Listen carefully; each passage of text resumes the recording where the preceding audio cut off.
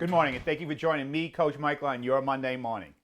I remember as a child, whether I was butting into my brother's or sister's business, or I was butting into other kids' business at school, either my parent or my teacher would say, mind your own business. We were all kids once, and I'm sure everyone listening to this can relate to that phrase at some point in time. But now that I'm a business and leadership coach, mind your own business has taken on an entirely different meaning. And exactly what it means is exactly that. Mind your own business. Our job as business owners, CEOs, and such is to mind everything within the four walls of our business to make sure it's running synergistically. So as we do a little checklist this morning, and we look at it, you as a business owner, CEO, whatever it may be, especially a sole practitioner, if any of you are listening, number one is mastery. You have effectively mastered your time and where you're intentionally spending your time and effort where you're going to get the best result? Are you effectively managing your numbers, where you're reading and reporting your balance sheet, your P&L, your cash flow analysis, so you really know how to have the numbers work for you and versus looking at a spreadsheet and getting all confused? Have you mastered the destination of exactly where you really want to go with your organization? And is your delivery process, delivering your goods and services to your clients, is that up and up? That's all about minding your own business. Have you created a niche and a uniqueness for your organization compared to all your competitors? And I don't believe we have competitors. Only competition should be is us at our absolute best. That's the measuring stick of where we should be measuring ourselves. Have you created a culture of your organization and a brand that people recognize and want to be a part of?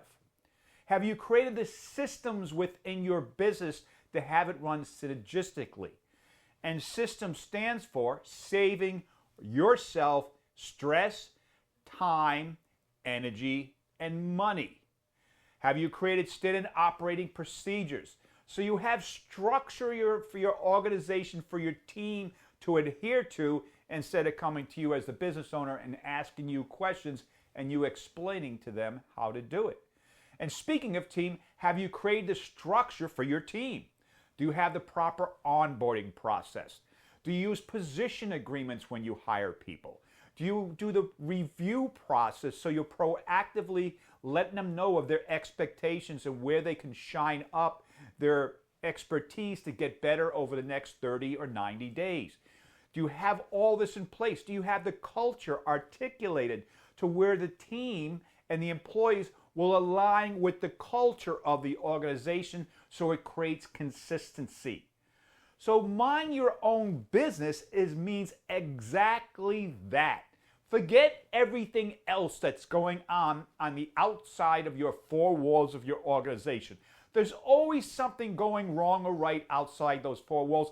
You can't control that, but you can control everything within the four walls of your business. And that's what you need to work on. And anybody ever needs any assistance, reach out. We have the recipes of how to tackle every situation on every step of a business, from mastering your time, your money, to creating the systems and creating and empowering a team to want to represent your brand. So when you think of that little phrase as a kid, mind your own business, now as an adult, really take it to heart. And if you really want to be successful in the business world, mind your own business. I hope this has been valuable. As always, I want to thank you for joining me, Coach Michael, on your Monday morning. I want to wish you a productive and profitable week. Go get them. I'll see you next